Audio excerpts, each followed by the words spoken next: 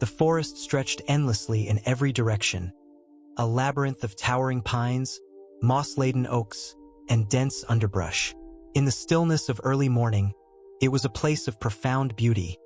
Mist curling around the trunks, the air alive with birdsong, and the faint, earthy scent of damp leaves. But as the sun dipped below the horizon, shadows seemed to shift unnaturally, and the forest took on a more menacing character. Jack Mason adjusted the brim of his hat and sighed as he parked his Ranger Jeep at the edge of Ridge Hollow.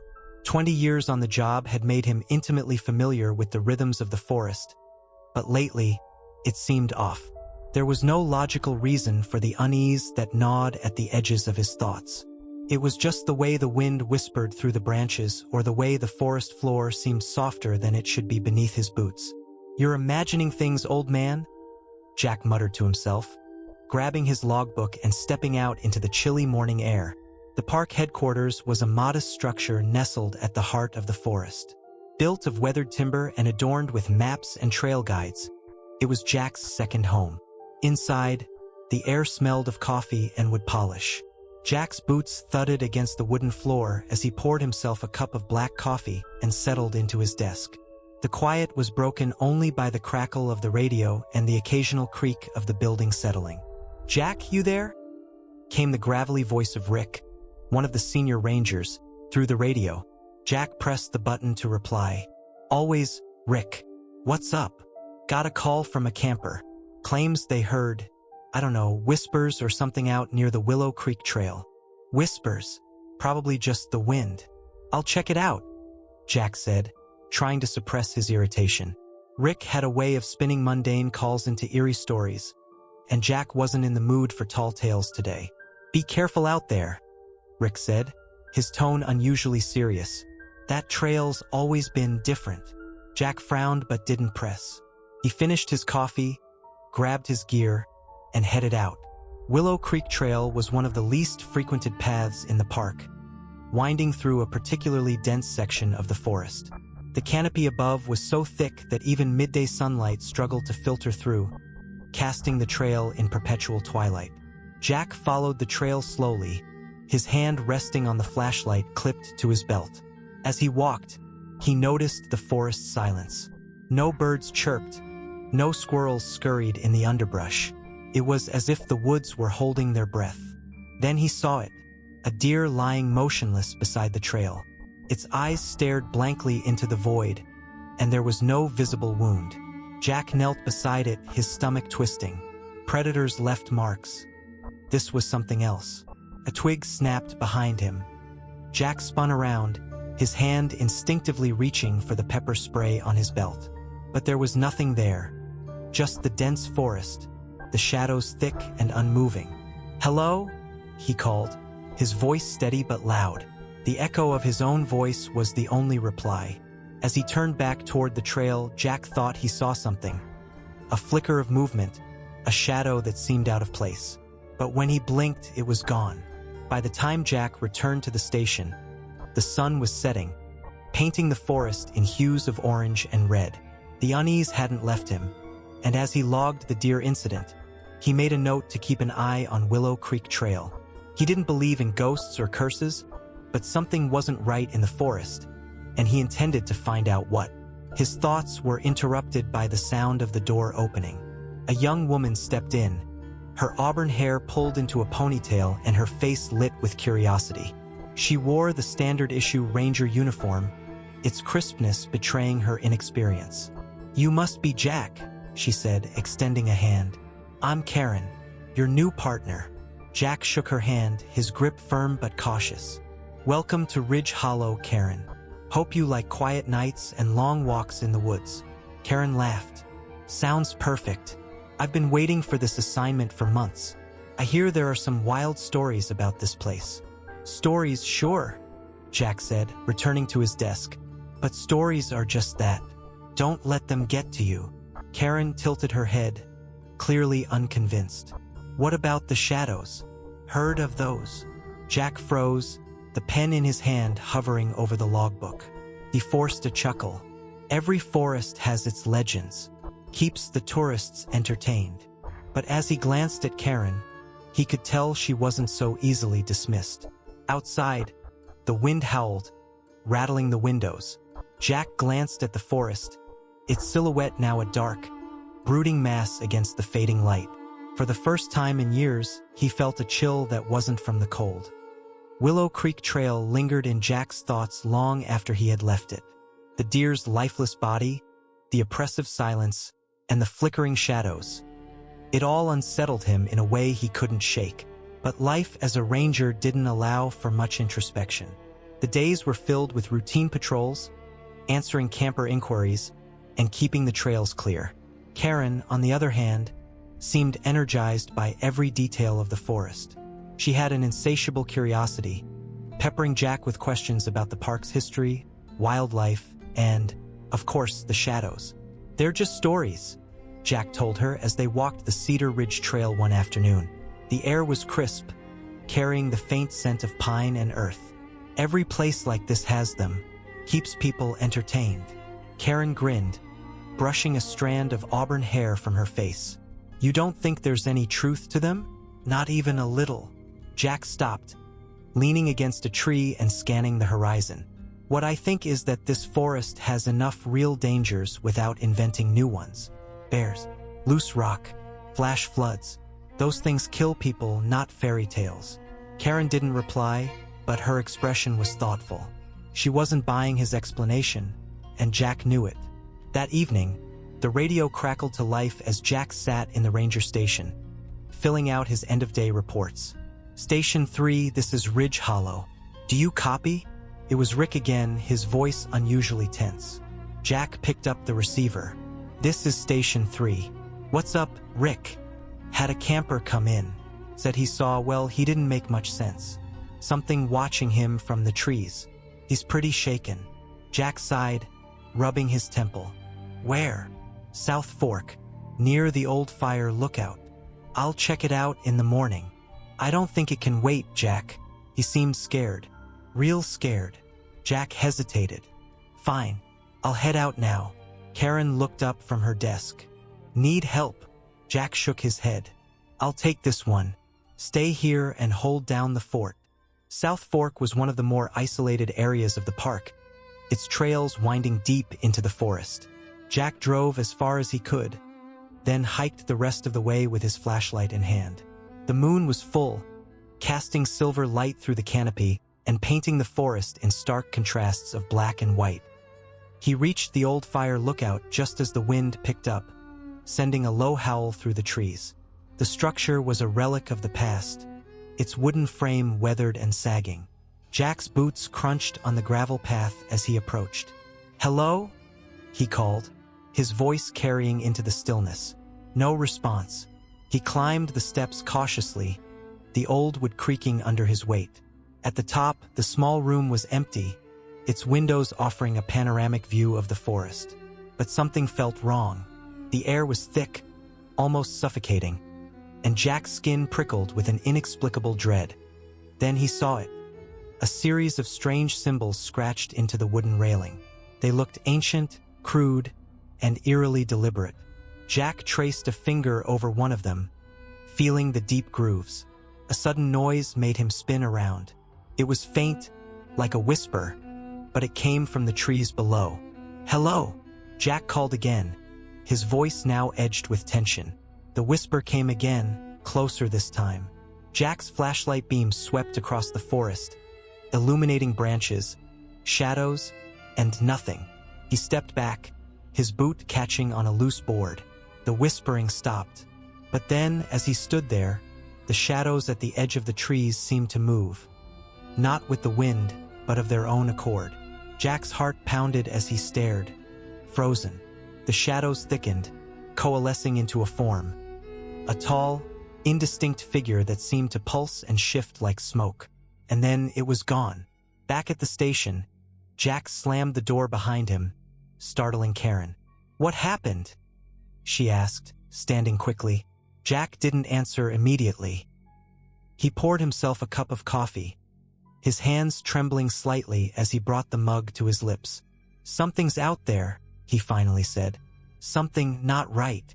Karen's eyes lit with a mix of excitement and fear. You saw it, didn't you? The shadows. I don't know what I saw, Jack snapped. But it wasn't normal. Karen leaned against the desk, her enthusiasm undeterred.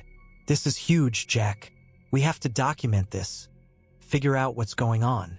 Jack glared at her. This isn't a game, Karen. People could get hurt. Karen raised her hands defensively. I'm just saying, if we don't figure it out, who will? Jack didn't reply. He stared out the window instead. The forest now a black void under the night sky. The symbols from the fire lookout danced in his mind, and he couldn't shake the feeling that something, or someone, was watching. Karen crossed her arms. Dangerous or not, don't you think it's worth investigating? What if we're the only ones who can stop this? Jack shook his head. We don't even know what this is, and I'm not risking lives over a hunch. Karen's expression darkened, but she didn't argue. Jack could see the wheels turning in her mind, and it made him uneasy. That night, Jack was woken by the sound of the wind howling against the station. Except, it wasn't the wind. The sound was too rhythmic, too deliberate, like voices carried on the breeze. He sat up, his pulse quickening, and reached for his flashlight. The station was dark, the power out. Shadows danced on the walls as the flashlight beam moved through the room. Jack checked the locks on the doors and windows, his every nerve on edge. Then he heard it. A whispering voice, faint but unmistakable, coming from the forest. Jack! He froze. The voice was low and gravelly, yet somehow familiar. It called his name again, beckoning him. Jack! Gripping his flashlight tightly, Jack stepped outside. The cold air bit at his skin, and the forest loomed before him, an impenetrable wall of darkness. The whispering grew louder, coming from deeper in the trees. Karen? Jack called, but his voice sounded small and uncertain. There was no reply. He took a step forward, then another, the whispering pulling him in like a tide. The beam of his flashlight flickered, and for a moment, he thought he saw movement. A figure standing just beyond the edge of the light. The flashlight went out. Jack's heart pounded as he fumbled with the switch, cursing under his breath. When the light came back on, the figure was gone. He didn't sleep for the rest of the night. The next morning, Karen found Jack sitting at his desk, his face pale and drawn. "We need to go," she said, her voice firm. "To the center." Jack looked at her, exhaustion and fear warring in his eyes. "You don't understand what you're asking." Karen leaned forward, her tone softening. "Jack, whatever's happening here, it's not going to stop. We have to face it." Jack hesitated, then nodded slowly. "Fine, but we do this my way. No risks, no heroics." Karen smiled faintly. "Deal." As they prepared to leave, Jack couldn't shake the feeling that they were walking into a trap. The symbols, the shadows, the whispers, they were all connected. And whatever waited for them in the forest, it wasn't going to let them leave unscathed. Jack and Karen set out early, the forest still shrouded in the gray light of dawn.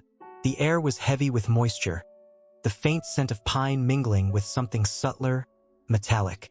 They followed a narrow, unmarked trail that wound deeper into the park, each step carrying them closer to the center of Karen's map. The forest around them grew denser, the trees gnarled and ancient. Their bark was covered in moss and strange markings, similar to the symbols Jack had seen at the fire lookout but more intricate, almost alive. Karen stopped to examine one, running her fingers over the grooves. "Looks like it's been here for decades," she said, her voice tinged with awe. "Keep moving," Jack replied curtly. He felt the weight of the forest pressing down on them, the shadows stretching longer as they ventured further in. They reached the area marked on Karen's map by mid-morning, a hollow surrounded by towering pines. In the center stood a dilapidated cabin, its roof caved in and its walls blackened by age. Jack hesitated at the tree line, scanning the scene for any signs of life. "Looks abandoned," Karen said, stepping forward. "Doesn't mean it's safe," Jack muttered, following close behind. The cabin's door hung crooked on its hinges, creaking softly as Karen pushed it open. Inside, the air was stale, thick with dust and the faint odor of decay. The floorboards groaned under their weight as they explored the single-room structure. Karen stopped abruptly, staring at the far wall. "Jack, look at this." Jack followed her gaze. The wall was covered in carvings, the symbols spiraling outward from a central point like a web. At the center was a crude depiction of a humanoid figure with elongated limbs and hollow eyes. "It's the same symbols," Karen whispered. "The ones from the fire lookout." Jack's unease deepened as he scanned the room. The walls weren't the only things marked. The floor was covered in scratches, as if someone, or something, had clawed at the wood. In one corner lay a pile of objects: weathered photographs, broken tools, and a small leather-bound journal. Karen knelt beside the pile, picking up the journal. Its cover was cracked and brittle, and the pages inside were filled with dense, spidery handwriting. "Can you read it?"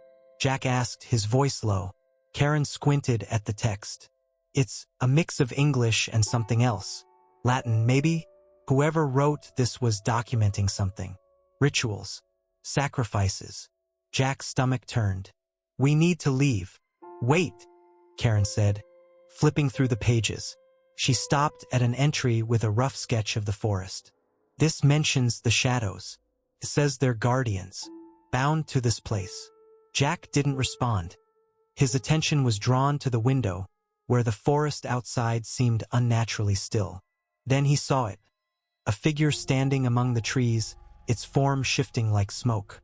"Karen," he said sharply, "we're not alone." Karen looked up just as the first shadow moved.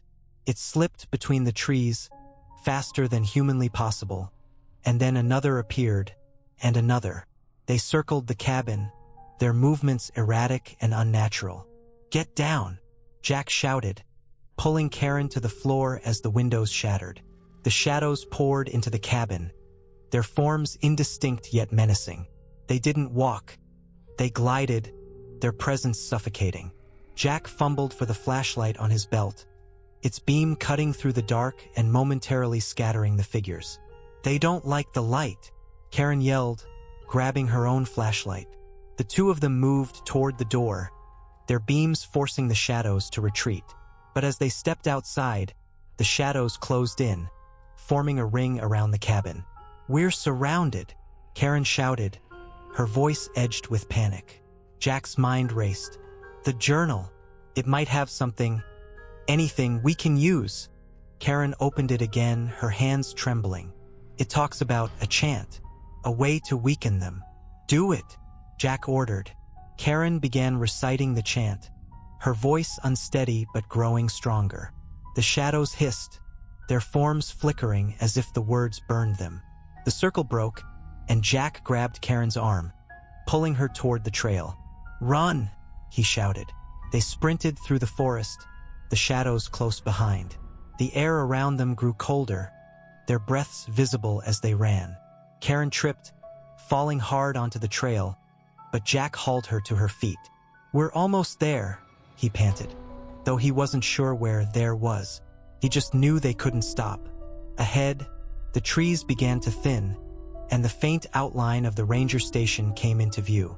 They burst into the clearing, slamming the door behind them and collapsing against it. For a moment, there was silence. Then the shadows began to press against the windows, their forms twisting and writhing. Jack grabbed his rifle, though he doubted it would do much good. Karen flipped through the journal frantically, searching for anything else they could use. "The chant didn't stop them," she said, her voice shaking. "It only slowed them down." Jack's eyes fell on one of the journal's final entries, which Karen had translated aloud earlier. "The shadows are bound to the forest. They cannot leave it unless the bond is severed." He turned to Karen.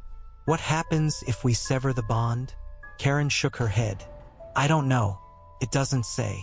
Jack gritted his teeth. "Then we're going to find out." The ranger station felt like a fragile bubble of safety against the relentless press of the shadows.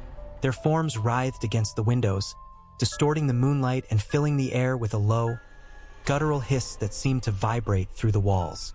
Jack paced the room, his rifle clutched tightly in his hands. Karen sat at the desk, the The journal spread out before her, its yellowed pages illuminated by a flickering lantern. "We're running out of time," Jack said, his voice tense. "Whatever's out there, it's not going to stop." Karen nodded, her eyes scanning the cramped handwriting. "This whole forest is their domain. If the journal's right, they're bound here by the rituals that the cult performed." Her voice faltered slightly at the word cult. Jack leaned over her shoulder, pointing at one of the sketches. It showed a clearing surrounded by symbols, with a large stone altar in the center. "This place, do you know where it is?" Karen nodded slowly. "I think so. It's near the northern ridge. If we can find it, maybe we can figure out how to sever the bond." Jack hesitated. He didn't like the idea of heading back into the forest, but staying in the station was a death sentence. "We'll need supplies, flashlights, flares, anything that gives us an edge." Karen stood, her determination cutting through her fear. "Let's do it." The forest was even darker than before, the trees casting long, claw-like shadows across the ground. Jack and Karen moved cautiously, their flashlights sweeping the path ahead. Every sound, the crunch of leaves underfoot, the distant rustle of branches, felt amplified, a reminder that they weren't alone. As they approached the northern ridge, Karen stopped abruptly, shining her light on a set of carvings etched into the trees. The symbols formed a rough perimeter, enclosing a clearing just beyond. "This is it," she whispered. The clearing was dominated by a massive stone altar, its surface stained dark with age. Surrounding it were more of the strange symbols, arranged in intricate patterns that radiated outward like a spider's web. The air felt heavier here, as if the forest itself was holding its breath. Jack approached the altar cautiously, his rifle at the ready. "What now?" Karen flipped through the journal, her fingers trembling. "There's a ritual. It says the shadows are bound by the life force of those who summon them. If we disrupt the bond, they'll lose their power." "And how do we do that?" Jack asked, scanning the darkness for movement. Karen hesitated. "The journal mentions fire. We have to destroy the altar." Jack didn't need to be told twice. He grabbed a can of gasoline from his pack, pouring it over the altar while Karen used the flares to ignite the fuel. The flames roared to life, licking at the stone and casting flickering light across the clearing. The shadows reacted instantly. They surged toward the clearing, their forms twisting and merging into a massive, writhing mass. The air was filled with a deafening roar, a sound that seemed to come from everywhere at once. "Keep them back," Jack shouted, firing his rifle into the darkness. The bullets passed through the shadows harmlessly, but the muzzle flashes seemed to momentarily disorient them. Karen grabbed a flare and lit it, throwing it into the advancing mass. The shadows recoiled, their shapes dissolving and reforming like smoke caught in a gale. The altar cracked under the heat, pieces of stone crumbling to the ground. The shadows screamed, their forms flickering erratically. Jack could feel the ground beneath his feet trembling, as if the forest itself was coming undone. "It's working," Karen yelled, shielding her face from the heat. Then, the shadows began to coalesce again, their forms converging on a single point above the altar. The shape they took was unlike anything Jack had ever seen. A towering, humanoid figure with limbs that stretched unnaturally long and eyes that burned like embers. The entity's presence was overwhelming, its gaze fixed on Jack and Karen with an intensity that made it hard to breathe. "It's not over yet," Jack muttered, grabbing another flare. The entity raised one elongated arm, and the air around them seemed to ripple. Jack and Karen were thrown backward, landing hard on the ground. The journal slipped from Karen's grasp, its pages fluttering open to the final entry. Jack scrambled to his feet, grabbing the journal and scanning the page. The entry was brief, written in jagged handwriting. "The forest will demand its due. Sacrifice is the only way." His stomach twisted as the words sank in. He looked at Karen, who had also seen the entry. "No," she whispered, her face pale. "There has to be another way." Jack stared at the entity, its form pulsing with malevolent energy. The altar was nearly destroyed, but the shadows wouldn't let them leave alive unless the bond was completely severed. He made his decision. "Karen," he said, his voice steady, "take the journal and run." "What?" she said, her eyes wide with shock. "No, Jack, I'm not leaving you." Jack grabbed her by the shoulders. "Listen to me. This thing, it wants blood. If one of us stays, the other can get out. You have to finish this." Tears filled Karen's eyes as she shook her head. "There has to be another way. Jack, please." "There's no time," Jack said, his voice breaking. He handed her the journal and gave her a gentle push toward the tree line. "Go." Karen hesitated for a moment, then turned and ran, her sobs fading into the distance. Jack faced the entity, his heart pounding. He didn't know if it understood him, but he spoke anyway. "You win," he said, dropping his rifle. "But this ends here." The entity stepped closer, its hollow eyes burning brighter. The ground beneath Jack's feet split open, and the last thing he saw was the shadows enveloping him, their forms dissolving into the night. Karen made it back to the station at dawn, clutching the journal tightly. The forest was quiet now, the oppressive presence gone. But as she stared out the window, she couldn't shake the feeling that Jack's sacrifice had only delayed the inevitable. On her arm, faint but unmistakable, was a mark, one of the symbols from the altar. The forest wasn't done with her yet. Karen stumbled back, shielding her face as the clearing erupted in light. The shadows dissolved, their presence fading into the night. When the light dimmed, the entity was gone, and the forest was silent once more. Karen returned to the station at dawn, exhausted but alive. The mark on her arm had faded, leaving only a faint scar. She collapsed onto the couch, the journal resting on her lap. She had won, but at a cost she couldn't yet fully comprehend. Days turned into weeks, and the forest seemed to return to normal. The birds sang again, and the oppressive weight that had hung over Ridge Hollow lifted. But Karen knew the forest's secrets would never truly be gone. Months later, Karen stood at the edge of Willow Creek Trail, staring into the forest. She had been promoted to head ranger, a position she hadn't sought but reluctantly accepted. Her colleagues marveled at her dedication, but they didn't know the truth. Karen's nights were still haunted by dreams of the shadows, and every so often, she would catch a flicker of movement at the edge of her vision. The forest was quiet now, but she couldn't shake the feeling that it was watching her, waiting. As she turned to leave, she noticed something carved into the tree beside the trail. It was faint, almost invisible, but she recognized it immediately. A symbol from the altar. Karen traced it with her fingers, a chill running down her spine. The forest wasn't done with her yet, but this time she would be ready. She walked away, the weight of the journal in her pack a constant reminder of the battle she had fought, and the ones still to come.